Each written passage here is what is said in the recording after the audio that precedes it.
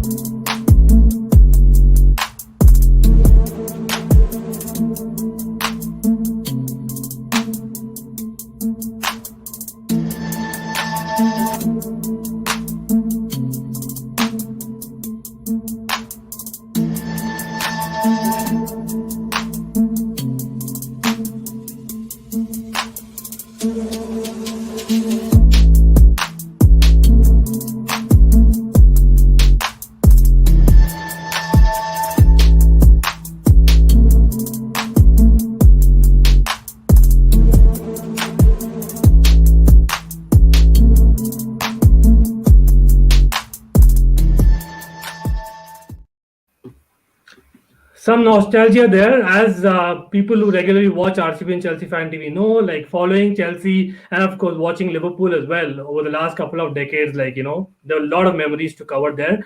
But yes, having said that, in head-to-head, Chelsea have, I think, a decent record against Liverpool, especially at Anfield. It's not been so great, but it's neck to neck really. I think out of 58 games, Liverpool have won around 23 and Chelsea have won 21. And even in the goals scored, it's just about 73 to 70. So it's like really neck to neck. And as in, it's really difficult to call, right? I would say. Like, having said that, I'll probably start with you, Matt, because I think, again, you cover a lot of, as a news and stuff like that, which is happening currently. But I would like to ask you, Matt, because like in all these years, like, you know, any one game that you remember, Liverpool versus Chelsea, or be it even at Stamford Bridge, Chelsea Liverpool, any game that comes to mind which was like really great and which pumps you up really, you know, which you would like to remember? And this goes out for the chat as well. Like, any one of you would like to point out which is that game which really buzzes you as a Chelsea fan? I'd like to give a special mention to Slippy G's moment. That was a great game in terms of the banter, to try and knock Liverpool from losing the league. But even in that respect, I think Liverpool were losing it even before that game with the Crystal Palace result and that. But I also think the 2012 Cup final, which I actually didn't watch, I was out on a camping trip and I heard the result just at full time as we were moving to a place with Wi-Fi. But watching the match after was brilliant. So I'd say that's one of my favourite games. Yeah, I think that's a great call there. But having said that, like, I'll come to you, Doug, because I think Anfield is a game, right? As in, the crowd is back. It's been a while. I know the first couple of games also crowds are back in respective stadiums, but it's a big game, right? And a big game feel to Anfield is something else. But I don't know, like, maybe it's just me. For me, like, amongst all the rivals, like, Chelsea are right up there for Liverpool in terms of, you know, the environment, the atmosphere generally, right? As an Anfield gets an extra, I don't know, mojo. They are really up for it. Like, what makes it the special occasion against Chelsea? Yeah, it is a special occasion. You know, this sort of rivalry was sort of started in the sort of, you know, the Benitez Mourinho era. But I've always had I always enjoy the games against Chelsea.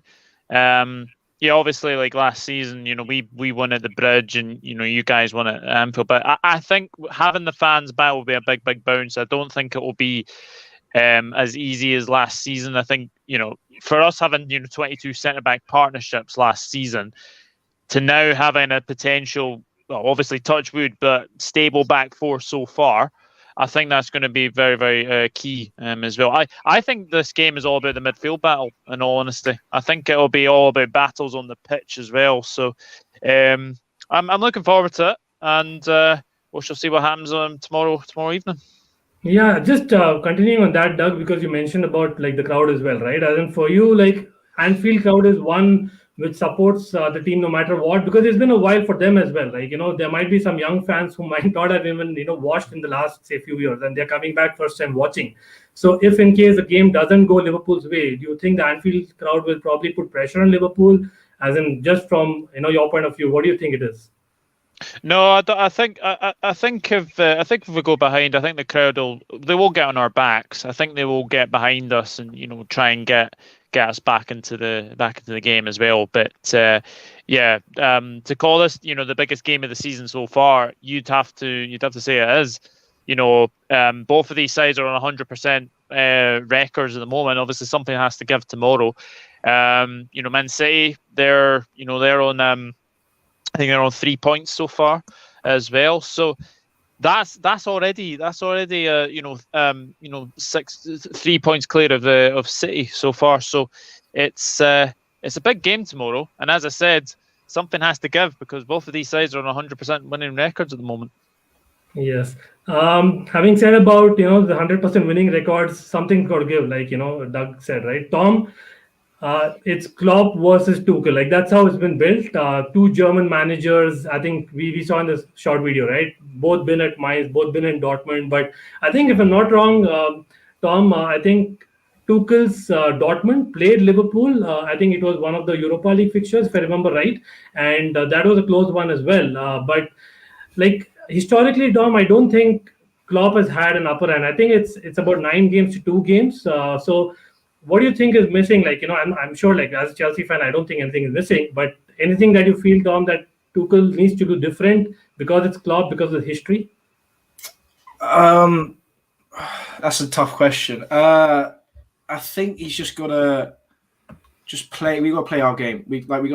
It's all well and good maybe tactically changing for Klopp, but realistically, when Chelsea play their game and I play their football with Lukaku now and as well, which has literally just kind of almost been the cherry on top now. I don't personally think he needs to change anything because of I feel like our starting 11 now is better than Liverpool's, player for player. So obviously Van Dijk back as well is a big will make a difference, and obviously being at Anfield as well was a massive difference. I remember growing up, Anfield was always the scary place to go in the league. Always has been, probably always will be.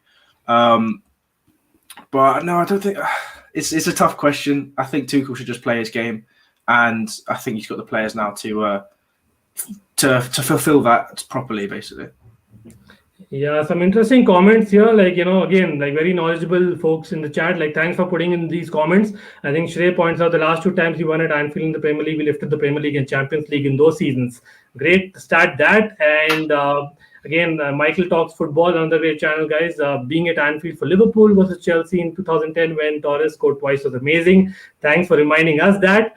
But yeah, as in definitely, like the guys in the chat said, right? As in there's a lot of things that you can speak about in terms of head-to-head. But talking about head-to-head, Ricky, I'll come to you. I know you've been waiting, but I have something interesting starting from you, Ricky. As in, I know we've been struggling to make a combined 11 for the current sides that we are having for Liverpool and Chelsea. And there's a lot of debate going on, but how about a combined 11 from like the modern Premier League era? Like, I have actually picked 11. And what I'll put here, starting from Ricky, like maybe you can probably put one player that you would like to change, right? As in, again, no debates there, but I'm just giving you that one vote. If you would like to change that one player, who would it be? So I'll just try and share it. Just give me a second. I don't know if you guys have tried this before, but yeah, as in, for me, as in, I am kind of subconsciously biased, right? So just wanted to take your opinion as well.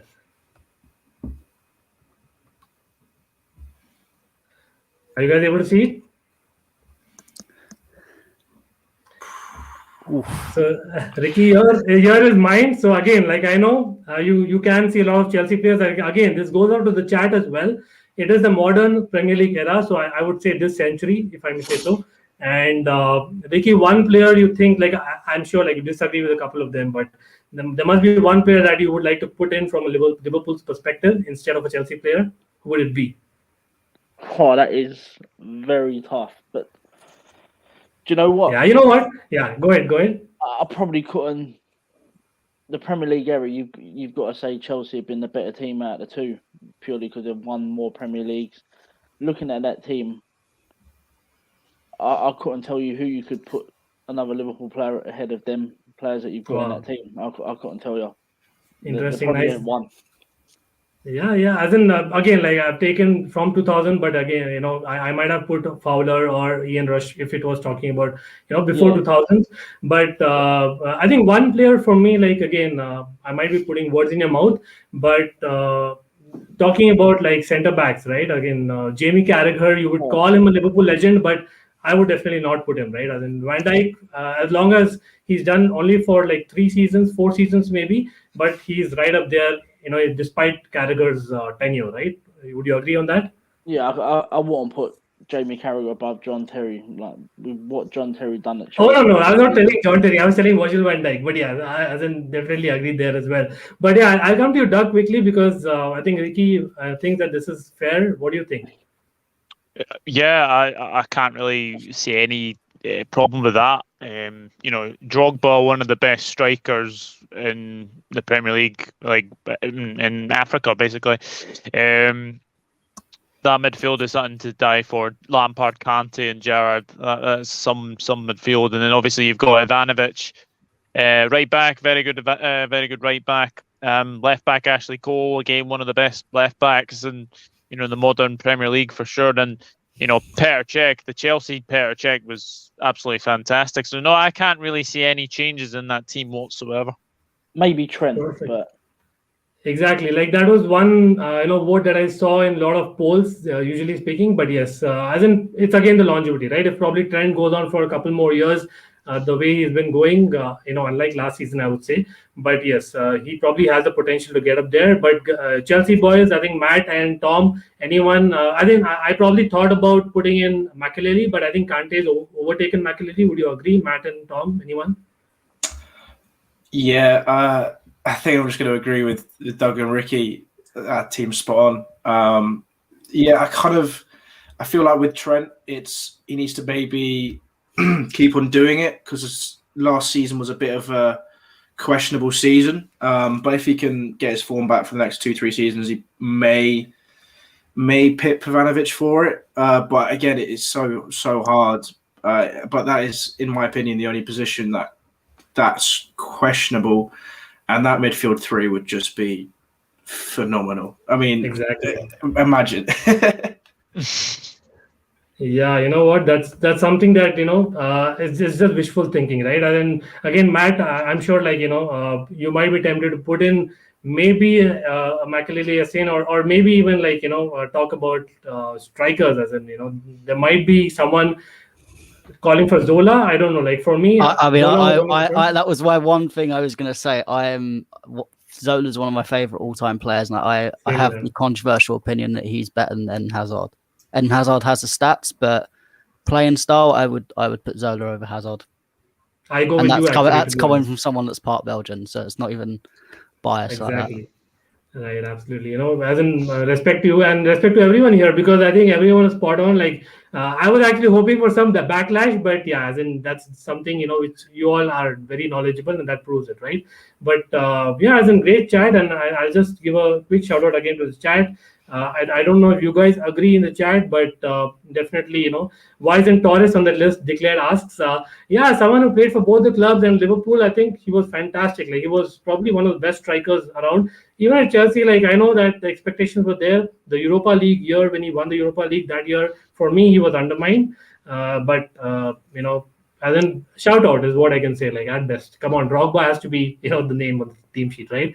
But yeah, big up to Declared. I know it's an odd time again, but great to actually have you and everyone in the chat as well. Yeah, and then that takes us basically to the main section that we are all for, mainly with the Liverpool gang here. So let's get into that, guys.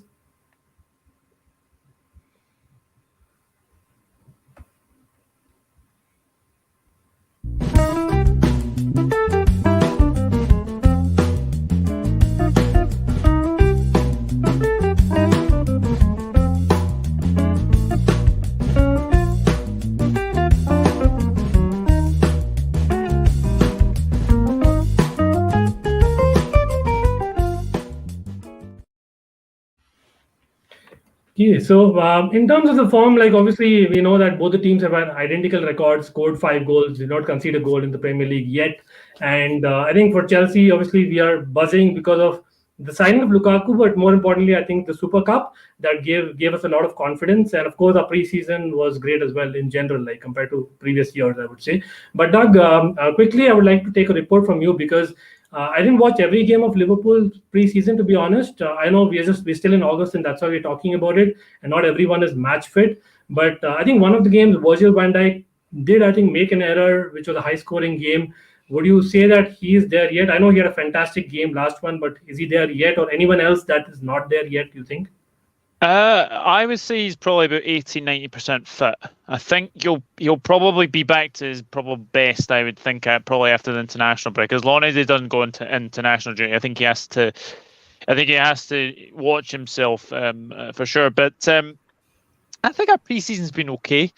I think Klopp has actually had one of his better preseasons. Actually, he's actually had loads of players fit, like your Alex Oxlade-Chamberlain. I think he's had his first full preseason at Liverpool since he obviously got injured as well. So that's a good thing.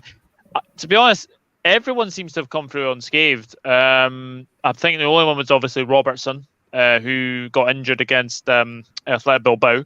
But apart from that, it's a full clean bill of health. And I don't think we have any injury worries tomorrow. From what I've been reading anyway. So yeah, we're at full health at least.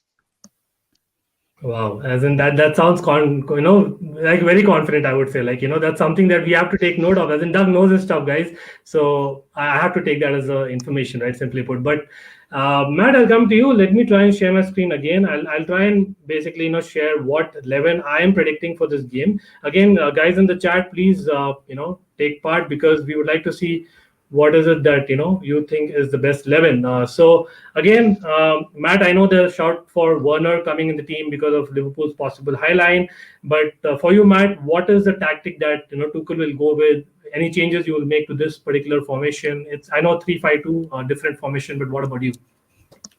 Yeah, I mean, in terms of the goalkeeper back line, I think that's what the lineup's going to be. Again, I would agree with the midfield and the wing backs. My front line is a bit different to, I think, a lot of people. I would actually go with both Timo Werner and Hakim Ziyech. I think just because of the way I expect Liverpool to play, I expect them to play quite high, as you said, be quite attacking on us. And I think the best way to try and exploit that high line would be to have Ziyech as that guy that drops into the middle, similar to how you've got Mount on there, and just to pick balls to both Lukaku and Werner, who'll be running either side the Liverpool defenders, trying to create space in their back four. And I think that will be work. I think, especially when you've looked at Ziyech in pre-season, he's starting to do what Mason Mount does in terms of he's starting to work a bit harder and coming into that middle and forming that 3-5-2. So I think that could be something that works, because I think we do need that creativity. And I feel sometimes in Mason Mount, he'd waste a few too many opportunities. And I know Mason Mount was a big member of our squad last season, but where we're all up and firing now, we've got Lukaku, we've got the final piece of the jigsaw in that attack. I feel like Mount's not going to be so pivotal in every single game. And I think that's the one that could work. I know a lot of people are going to put in Mount, but it also depends on Ziyech's fitness as well. Yeah, true that, and that's a fantastic point. I know I have to disagree there in terms of Mount, but I have to take the point about Ziyech, because I think the long shot that Ziyech has is probably even better than Mount, right? As in, he brings something different, and he probably brings a skill element as well as the shot element, and the strength as well that is developed in recent months. So I take that, and thanks for that, Matt. But let's see, as in the chat, I'm not sure how you guys think. Do you feel Ziyech is probably a great shot for this match? I know Werner is probably one of the favorites in terms of the highline, like I said. But Tom, I'll come to you quickly because of it being a Chelsea 11.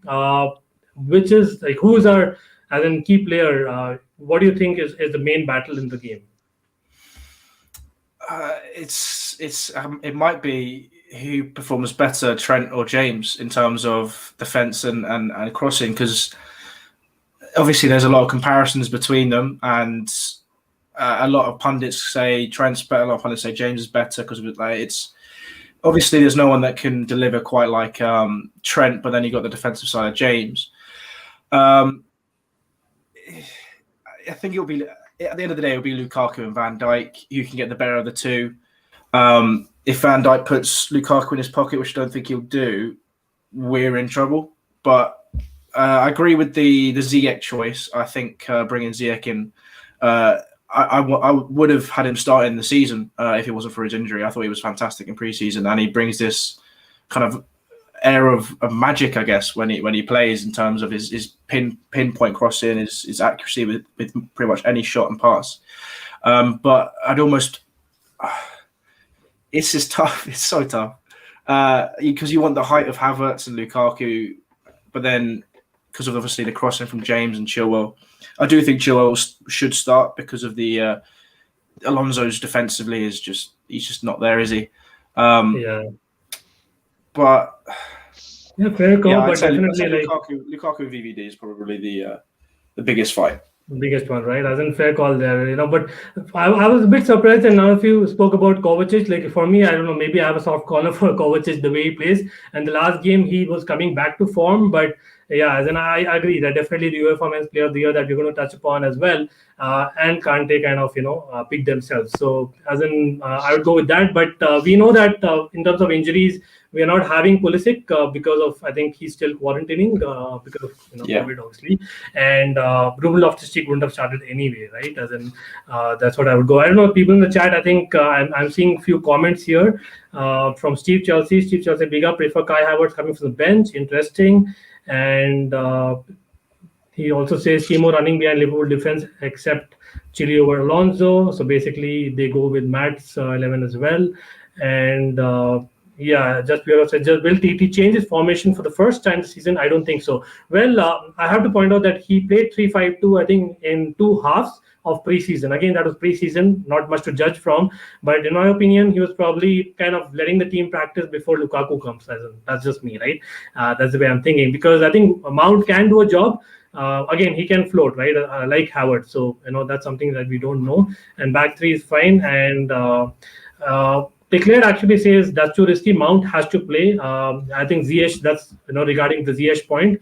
Yeah, then you can say that, but Ziyech also kind of deserves, because he has been a man of preseason, the player of preseason, right? So that's where I go. As in, I know too much Chelsea talk for the Liverpool boys, but let me actually quickly quickly share the Liverpool 11 that I feel will be the one. As in, again, this is just going by what you all played in the last match, and maybe based on the fitness. Doug, I'll probably come to you first. You'll go with that. Any changes you'd make to that? That is my exact starting 11, believe it or not. That is my exact starting 11. I think as much as Harvey Elliott played really well against Burnley, I do think that this is a game for stability in midfield, and I think having Fabinho back is massive as well. Obviously, coping with the loss of his dad, so hopefully he's okay. Robertson will definitely come back in for Tsimikas. I think Tsimikas has been very, very good recently as well. So no faults there. Yeah, I think you've got it spot on. I think the only question mark really is either Jota or Firmino, and then I think you've got the full team there. So yeah, that's my exact starting 11, Ankit. Absolutely. Sure. So basically, the FPL managers out there, just take a note. But Ricky, any changes that you had? I know we discussed about your lineup yesterday, but and any afterthought that you would like to share about the team? Who's the key player for you in this match? I think that will be the team. I think the later on in the game it gets, depending what the score is, he'll take Keita off and put Thiago on to dictate the midfield a little bit more. Our key player is going to be Keita, and I think Mo Salah. I think if Naby Keita gets on the ball and drives forward against that Chelsea midfield and the back 3 or back 5, back 4, whatever they play there, Keita will be the key to opening up that defence. And then Mo Salah is just going to do what Mo Salah does. I think Chelsea will struggle with the way the Liverpool front 3 will just be all over the place. They don't stay in one position. They'll switch it up. And someone like Thiago Silva, who we know loves a card, if them 3 just keep doing it at pace, it'll just pick up an early yellow card. And I think Chelsea might have to make a tactical change with him in the game just to get him off in case he gets sent off. But I said yesterday, I think Van Dijk pockets Lukaku very easy in this game. I think you're going to see the best of Van Dijk in this game. I think he's going to be back to full fitness in this one. And like we said yesterday on our show, that to stop Lukaku, you need to stop the ball coming into his feet. He likes to play off the back of the centre half. He destroyed Mari when he did it. I mean, if Van Dijk gets in front of Lukaku and stops the pass coming in, there's not much more Lukaku's got about his game. Other than that, he's not going to run behind the Liverpool back 4. I'm not worried about Timo Werner. Even if he went 1-on-1, he wouldn't hit the target. So I think Havertz is going to be a big player in the game, I think. Havertz will be the one for you guys. Yeah, I agree with you on the Havertz part, but Timo, come on, the guy actually needs a break. That's what we're talking about, the crowd being back, and maybe people like Timo Werner, it'll either egg him to kind of do well, take it as a motivation, or he'll just completely go with, things. I don't know, that's an interesting call, but yeah, definitely confident there, Ricky. I must say, Thiago Silva, as in getting a card early, that's an early prediction for sure, right? But yeah, as in spoken about the game, spoken about the tactics, the form, the fitness, and I'm sure, everyone need a lot of discussion, something which is happening last couple of days, and we've got to discuss, what's really happening, right? So let's move there.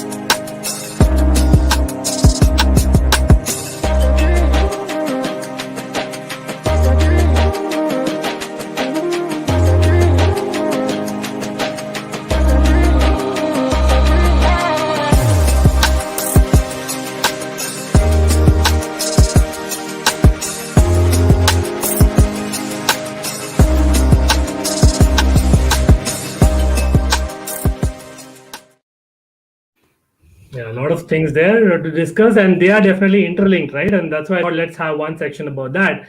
But Matt, I have to start with you, mate. Matt, I know you cover a lot of transfers, as in even just like someone who follows football generally. I'm just a fan at the end of the day, right?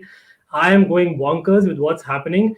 Let's start with Chelsea because again, we are both Chelsea. A lot of praise for Chaloba.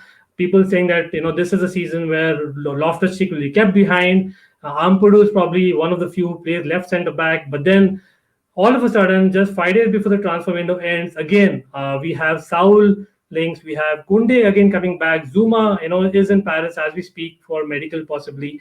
So Matt, like, if say Saul and Kunde comes, like I'm sure, like these people are leaving, right? The people we just spoke about, everyone. Or you prefer one person being signed. What do you think is going to happen?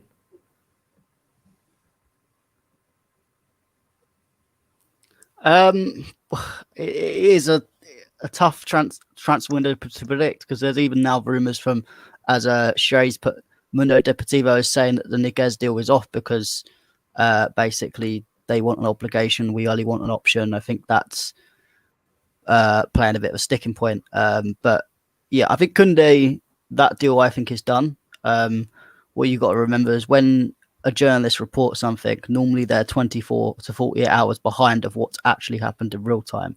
So I think the Kunde deal is done and they're just waiting for the Zuma deal to be announced by West Ham, so then Chelsea can put the funds towards Sevilla and get the player in. In terms of the midfield, I think the Saul Niguez, that's going to go on to the final day, whether it happens or not. But I also don't count out that we don't go in for Tchouaméni as well, even if Niguez signs. Because obviously you've got Niguez coming on loan with the possible option. But I wouldn't be surprised, even if Niguez comes in, we look to get a cut price for Tchouaméni because obviously Monaco are not in the Champions League anymore and they need the money because of the whole TV deal debacle going on in League One. So I wouldn't be surprised, even if that's the point where they go, we'll pay 25 million and then we'll loan you back for a season similar to what we did with Dortmund and Pulisic. That could be good, especially for Tchouaméni to get that extra season of experience at Monaco and then come back into the side next year. Yeah, so I think there's a lot of outgoings as well. Obviously, Zuma's about to be done to West Ham. You've still got people like Ross Barkley, Ruben Loftus-Cheek to talk about. Players like Ampadu need to get a move. Even such as Tino Andrin, who looks like he's going to go to Lokomotiv Moscow for 10 million, which is, again, for someone that has barely played a minute of football for Chelsea, it's a good price. There's also a buyback clause, so a lot of people are going crazy about it. But I look at it and go, this is just a really extended loan deal. Effectively, you're paying 10 million. He's going to be there for 3, 4, 5 years, and if he becomes something special, then you just bring him back on the buyback clause. Should the player obviously want to join. So I think Chelsea have got a lot of business left. It will go right to the end of the transfer window, and we'll just have to sit tight and watch. Yeah, as in great calls there. But as in people in the chat, I would like to ask you, like, especially Chelsea fans, right? As in, what is your preference? Again, Loftus-Cheek, there's a soft corner. Chaloba did fantastically well. As in, do you think those chances will be gone if we sign Saul, or like Matt said, maybe Chomini still, right? And then that's a call. So I don't know what's your preference. I would like to see what's the preference. While we go to Doug, Doug talking about not just Liverpool, right? But generally, like I know Doug again follows a lot of leagues, covers a lot of leagues, and you know your stuff. Like I always say, right? Cristiano Ronaldo, right? As in the person, as in being a Liverpool fan again. I think a couple of hours earlier, we were talking about him going to City. I think Football Match Daily in the comments did mention about it's done, but I'm sure Football Match Daily has not probably seen Fabrizio's latest tweets in the last couple of hours. And obviously, a lot of things have happened this morning with, I think, Ferdinand possibly having messaged him, as in there are a lot of rumors going around, and him kind of coming back to Manchester United. I don't know, it's a summer of maybe romantics, people coming back. Romelu Lukaku came back. Cristiano Ronaldo, I don't know if you see him going to United. And the third, I know you tweeted about it. You don't see Sterling going back to Liverpool, but I think these are probably the top of the town. What do you think? Well, first of all, Sterling will not be going back to Liverpool. I think that's just lazy journalism. So don't see that one happening. Secondly, I called it. I said there is no chance that Ronaldo goes to Manchester City. The only chance that Ronaldo comes back to the Premier League is he goes back to Manchester United to finish his career. So, you know, for people saying, oh, he's going to go to City, like, I wonder how many Manchester United fans are actually deleting their Ronaldo as a snake tweets, because I can imagine there'd be a few for sure. But no, Ronaldo, it's a very, very good move, Manchester United. However, that's not really their problem now. It's a DM that they need, central defensive midfielder, and they've got a clown in, as charged as manager as well. So, but you have to say that, you know, Man United getting Sancho, Varane, and Ronaldo is a very, very good window. And you know, I think Manchester City, for me, I think they're going to really struggle. For me, because they haven't got a striker. Is Jack Grealish now going to be that false nine that they've been all talking about? Or are they going to suddenly bring up Liam Delap or someone from the youth as well? So I think Man City are falling behind everybody at the moment.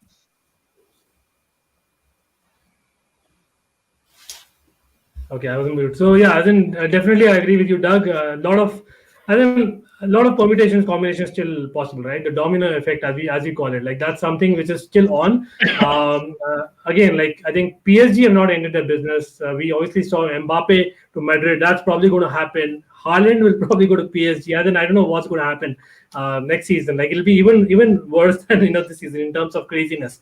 But yeah, then check out Mikhail's comment, right? Fergie announcing comeback in coming on. That's something. I think the crazy season that we are in, it's quite possible that anything is possible. Anyone might be coming back, and that's the season of romantics. But yeah, talking about romantics, Tom, Jorginho, I know we've discussed in the past. This guy has finally won the UEFA Men's Player of the Year. First of all, shout out to the women's team of Chelsea as well, and of course Barcelona.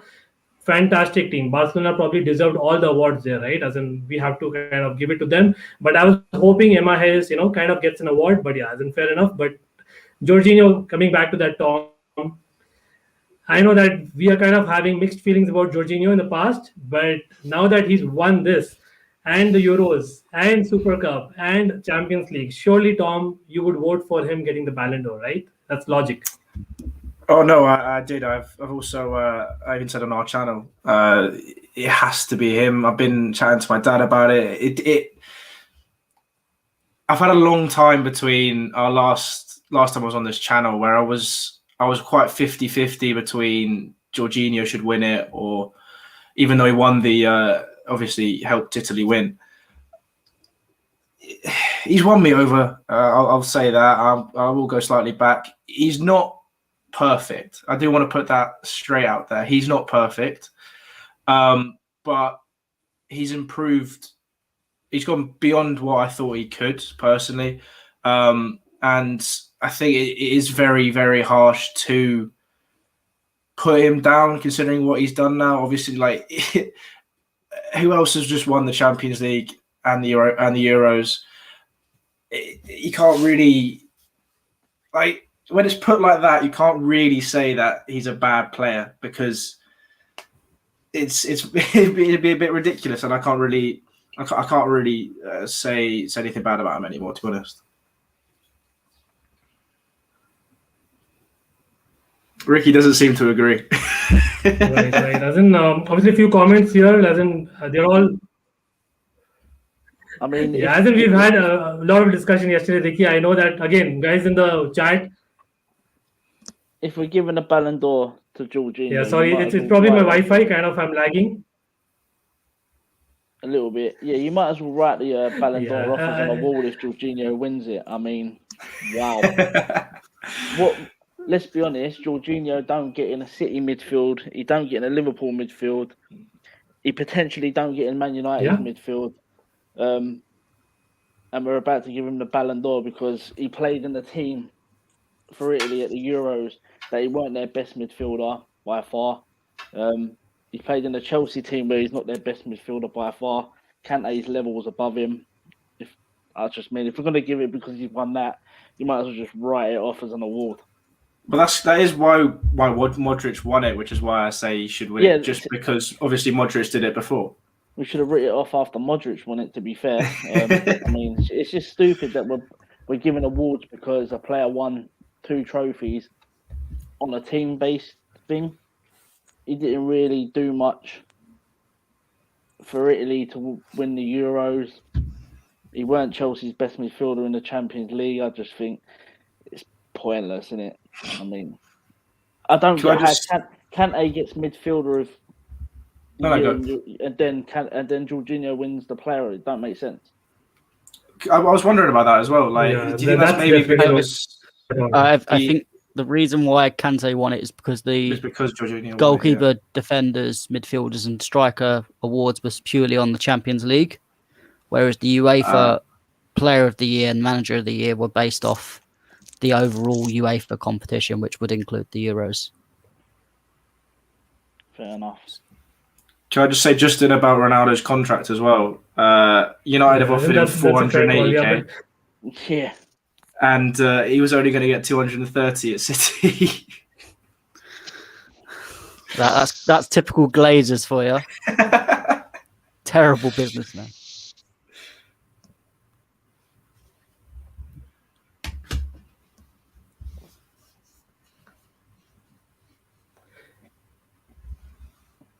Okay, guys, I think there's a lag that I'm having. I think it's probably my Wi-Fi. Probably giving me the best possible Wi-Fi, connection possible. But yes, I'll probably just continue. So, Ricky, just sticking with you, I'll probably have to share my screen again. This is basically going to be how the draws have come, right? As in, I'm sure it's a very favorable draw for Liverpool. Would you say that, Ricky? How are you feeling about it? Yeah, I'm confident in that group. There's going to be a couple tough away games with Milan. Atletico will be tough away. But with the fans back at Anfield, European nights are what it's made for.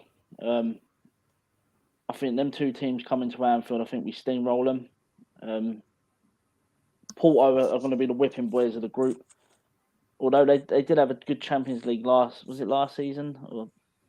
But other than that, I can't see them doing much in that group. I think Atletico and Milan beat them comfortably. It's going to be an interesting.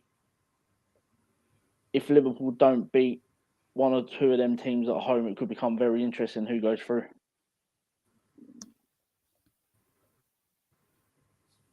Right, I definitely get the confidence, and I agree because we played Porto and I think both Atletico Madrid recently, as well as Liverpool in the last few months. And I would actually take that Liverpool on paper, have a better team. But again, it's a crowd at say Porto or Atletico Madrid, and again Anfield, right? As in the away games will be key. But quickly, Doug, for you, which position will Liverpool finish in that group for you? I think we can win that group. I honestly do. I think, as Ricky said, there's no other feeling in a European night at Anfield. And funny wee thing, AC Milan have actually never played at Anfield in a competitive game, which is mad considering that we played them in like 2005, 2007. But obviously they've had a barren spell of being in the Champions League. But it's just lovely to see them back in the back in the Champions League as well. FC Porto, it'd be nice to see Marco Grujic again. So it'll be nice to see him again. But Atletico Madrid was the one I was wanting to avoid completely. But I just feel with the team, with the fans behind us, I feel we can win that group. I really do. I think it'll probably be Liverpool, Atletico, Milan, Porto. I think that's probably what the table is going to look like, I think, at the end. Fair call that. And people in the chat, like, would you agree with Doug there? I'd go with him as well, but I don't know. Like, again, AC Milan have strengthened, and Porto, I know they beat us in one leg, although we were kind of, playing the professional game, managing that game, but still, they cannot be undermined. But it'll be interesting to see people in the chat. What do you think? And coming to Chelsea, and then for me, it's definitely a deja vu kind of feeling, because 2012 we won the Champions League. We were against Juventus the following season beginning, and Oscar scored that worldie, but it was Juventus who kind of knocked us out of the competition. We won the Europa League. Surely it's not going to happen again. I don't want to kind of jinx it, no way. But why I'm saying that is because the other side is we've kind of drawn Zenit as well. Now Zenit is where the final is, and I don't know if it's destiny. We playing Zenit in the group stage, coming back in the final. I don't know, Tom, is it too brave to call right now, or do you think Tuchel has it in him to repeat the feat? I can't be too cocky and say that. With PSG's team, City will have another go at it. With United now, with Ronaldo, Barcelona and Real Madrid, I wouldn't be as worried as I was before. Bayern Munich are probably going to be better this season. You can't call it this early. I think it literally is anyone's competition, as it always is most seasons. So I have confidence in Tommy. I think we will finish top of our group now that Ronaldo's not at Juventus. But it is too early to call. I want to be an optimistic Chelsea fan. I really, really do. But I don't want to be unrealistic. Yeah, absolutely. Like I probably you, right? We'll get to the final predictions of the game of the weekend as well. But you'll get to know why I'm saying that. But Matt, I would like to ask you. Like, I know that a lot of other groups are there. Group C and Group G are not as in strong at all. Like, those are probably Europa League kind of groups. No disrespect, but I think Group A looks tasty as well for me, right? Group D looks good, as in Shakhtar have played Inter not that far back. Real Madrid always, fun to watch, no matter whom they sign, whom they're not. But I'll probably put it out there, Matt, like, for you, who's going to be like the UEFA Champions League player of the season? Like, just an early prediction. What do you think? Oh, that is a tough question. I'm just looking. And that goes for everyone in the chat as well, right? As in, what do you think? Like, again, like for this season, it's probably Jorginho, right? That's why he won the UEFA Men's Player of the Year, or Kante maybe. But next season, I don't know. Let's see. I'll look into some people in the chat. Till you think, Matt, and come up with an answer. Yeah, I think PSG are probably favourites to win it. If I'm going to make a prediction. I think still says Kante. I don't know. I think Neymar's going to have a good season. I think Neymar will have a very good season. If he can stay fit, which has been his problem over the last few seasons with his ankles, then I think PSG can have a really good run and might actually do it this time with Messi, with Ramos, with Donnarumma. They've got a fantastic team. And I think while Messi is there and he's going to be supposedly the focal point, I think Neymar's really going to do well from it. I think he's going to be the one that shines out of everyone. I'm also going to say, going on to the whole Liverpool group, I do think you're all underestimating Porto. I think tactically they were very good in the Champions League last year. Probably was one of our hardest games we had to play. The first one, we narrowly won 1-0, 2-0. Second game, we kind of threw it away. But even in the groups, they held Man City to 0-0 draws. They are a very good defensive team. So if you can't score against them, you're going to struggle. And I just feel there is going to be a few points where Atletico Madrid, I think you're going to be one team wins at home, one team wins at home. So I think points could be split there. And if one of you guys slip up at Porto, I think that could be a difference between getting top or even dropping out into the Europa League. I think that's the group where I see a little bit of a shock whether Atletico Madrid or Liverpool go down to Europa. I don't think the fixtures are out yet, right? And maybe that'll also determine as to who kind of plays those back-to-back games. As in the third and the fourth game often are the giving factor, right? As in if you play back-to-back games, kind of get 6 points there, you kind of are safe in terms of qualifying. But yeah, I get your point, Matt, certainly. And a lot of teams there, but yeah, certainly gave me goosebumps. And again, shout out to Mendy, Thomas Tuchel, who won the awards, and everyone else as well. We couldn't mention here. And I have to kind of apologize to the chat here because I was not able to highlight all the chat messages here. I might have missed a few key questions there. My internet definitely is not giving me a good day, so I have missed a few because of the internet. As in, no excuses there, and that's really a fact, right? I don't usually do it, but yeah, having said that, let's move to the final section, guys.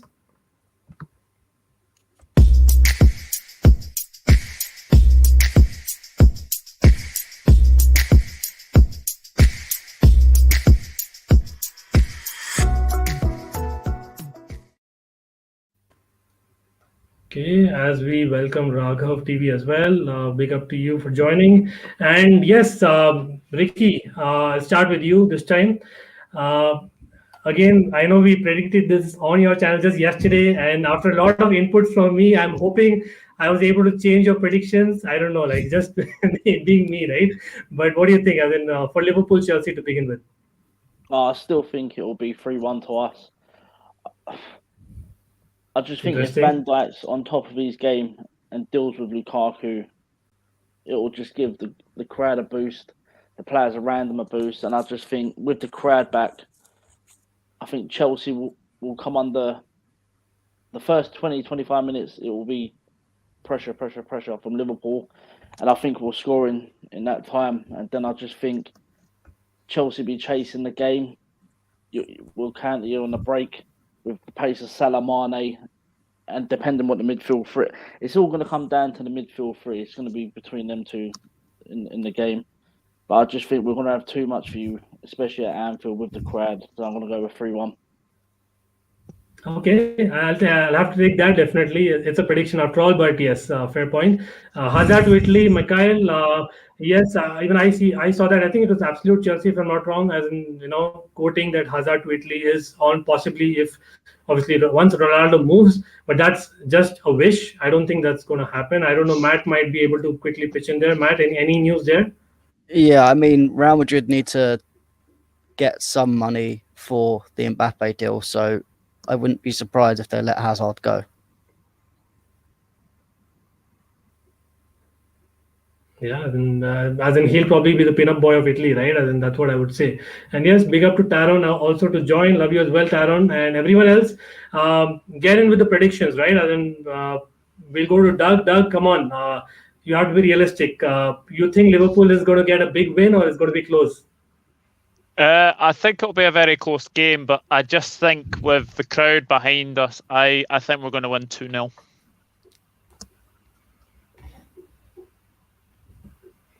Wow. That's okay. I think that was probably expected, right? As in the kind of predictions I got. But yeah, as a fair point, as in the crowd, we have to be wary of that. As in definitely yes. But again, I won't get that bias from the Chelsea lads. My prediction is a draw. I'll just maybe take a quick result. Matt, you're going for a win or a draw? I'm going for a 1-0 Chelsea win. Okay, and Tom, how about you? 2-1 Chelsea win. Perfect. So that balances out, right? But yeah, as in, I'll just maybe share my tab because we have to look at some other teams quickly. There are a couple of interesting games. I will not say as big as the Liverpool-Chelsea game, of course, but we cannot kind of undermine the history of these clubs as well. So Man City, Arsenal, anyone in the panel thinks that it's not going to be a Man City win? No, Ben's certainly going to be laughing at Cam later that day. I'm looking forward to seeing that reaction, especially with the purple show the next day. When, that'll be funny. I hope they do smash them, just purely because I've got enough Arsenal mates for that. Yes, but Arsenal got a great victory midweek, right? I know that it was just West Brom. It was maybe maybe the League Cup, but I think they got a few important players performing, like which is key to them, right? As in, they might just turn up. You never know, right? As in, that's Arsenal for you. Yeah, But yes, I do agree with that. Leicester. Yeah, Norwich, Leicester again. Quickly, I think there were League Cup draws as well this midweek, and if I remember right, Liverpool have drawn Norwich away, which is a repeat for Liverpool what they played just 2 weeks ago, and Norwich is playing Leicester this time. So, Doug and Ricky, would you like to take this? Like Norwich, Leicester, you see Leicester coming back and winning it, I suppose. Yeah, I think Leicester will bounce back. They were absolutely shocking at West Ham. I know they went down to 10 men, and it was rightly a red card for Perez. But I think Leicester will bounce back. And I've actually gone and said something bold here that I actually think Norwich could actually finish with less points than Derby did in 2007, 2008. I really do. I don't rate the manager. Like every time he's been in the Premier League, he never changes his ways, and I don't think he's going to change his ways anytime soon. So, yeah, I think Leicester will be a comfortable victory for them at Norwich. Fair point. And Spurs, Watford is the one that I'm going to cover before the last one. But I'm sure Spurs will do a Spurs, right? And then I'll probably hand it over to the Chelsea boys. It's a London derby after all. I'm sure, like after the start they've had before the international break, they'll probably get in that holiday mode, right? Matt? No, I think they're going to get a result here. I think it's going to be 1-0 Tottenham. I think with Kane starting as well, it's got to be. I think it'll be more than one for Spurs. Yeah, but you know what? The call is like he's still underperforming. He probably missed that chance that he had probably because he wanted to move. But yeah, he has no choice now. He has to perform, right? And then again, I'll probably put the last one to the chat. Wolves versus Man United. I don't know what you guys think in the chat. I know Wolves have a good defensive formation, but for me, Man United definitely will come back stronger. The last game also they should have taken the chances and won that. But I'm predicting maybe Man United winning 2-0 away and probably boosted by the news of Ronaldo coming. Like, nothing can beat that. But yeah, there's a lot of fixtures there. And let's see if our predictions come right. Of course, we have a Leicester fan in here. We did discuss Leicester. Chris, big up to you as well. And everyone in the chat. As in, we spoke about a lot of things. Hopefully, we'll come back, discuss even more football, discuss how the league is going. And I generally believe that Chelsea, are getting from strength to strength, and so is Liverpool. But the squad is what will change come maybe the turn of the week because the transfer window is ending. So we'll be back with a lot of more transfers. Meanwhile, everyone just have a good one, and big up to everyone in chat who joined.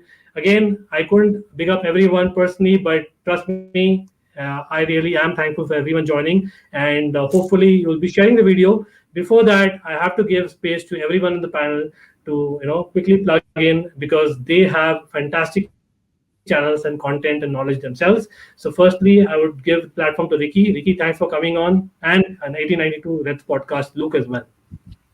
Yeah, I appreciate it. Thanks for having me on. We do review shows of the games at the weekend. We also do now a Premier League review with all the results at the weekend and all the other teams in the league. So yeah, if you're a Liverpool fan, just come over, subscribe. It's good content. We've got more coming out this season. So yeah, see you soon. Great stuff, mate. And Doug, again, I know that it's been a busy week for you, but great to have you. I hope we have a lot of such discussions. Hopefully, when Chelsea is above Liverpool in the table. But yes, respect to you for coming on and knowing your stuff. Absolute pleasure, Ankit, and it's been an absolute pleasure. Yeah, you can find me on the Dugout Football channel. I do English Premier League, Scottish Premiership, Bundesliga. Obviously, I did the Champions League draw yesterday as well. I do a lot of things, so come and check me out. Fantastic. And Tom from the Blue Podcast. Again, soft corner for Blue Podcast because we do a show together, and Tom has been a great support for RCB and Chelsea Fan TV. So definitely not just Tom and Blue Podcast, but everyone, please, share some support is what I would say because they deserve it. Tom, over to you, mate. Thank you very much, mate. Thank you for having me on. Before I even get started, obviously do sub to RC Bayern. It is a fantastic channel, and again, coming on this, it does remind me why I'm glad that I brought you into our channel now for the Royal Blue Show. But the Blue Podcast is a massive group channel, kind of growing all the time. We've got Chelsea and United shows now, brand new this week and last week. We've got comic book shows possibly coming in the future as well. So do make sure you check out our space. There is literally going to be a show for everyone in the future. But the Blue Podcast on YouTube and obviously the rest of the socials. Perfect, mate. And last but not the least, the encyclopedia himself, Matt. Pleasure to be, having you on RCF Chelsea Fan TV, and hopefully you enjoy the discussion. Please, I know you are kind of not only, I think, blogging, being on YouTube and whatnot. Please, share with everyone, man. Yeah, I mean, again, thank you for letting me come on for the first time, and I hope to come on many times more. It's a great show. Your YouTube channel is growing. I hope it grows a lot more because it deserves a lot more. In terms of our channel, you can follow me on Twitter at MattJBall98. You can also follow us on Worldwide Chelsea on YouTube. We've just hit 22,000 subscribers, and our stream last night hit 24,000 views, which was fantastic. You can also follow the Worldwide Chelsea podcast on either Spotify or Apple. You can also find us on Twitter and Instagram at WWC Pod Articles. The Instagram page is brand new, 40 subscribers at the moment. So if anyone can go on that and follow and share, we really appreciate it. Awesome. And yes, again, predict your scores, predict your starting 11s, and we will probably be coming back with a review show as well. I'll probably publish it. I'm assuming it's going to be just after the game, but knowing me and the passionate fan I am, it'll certainly, see, what is the result, and then based on that, we'll probably do it together. But certainly, willing to have anyone on who's, wanting to come on, right? Meanwhile, everyone have a good one. Thanks again for everyone to join, including the panel and the chat. And till then, peace out, everyone.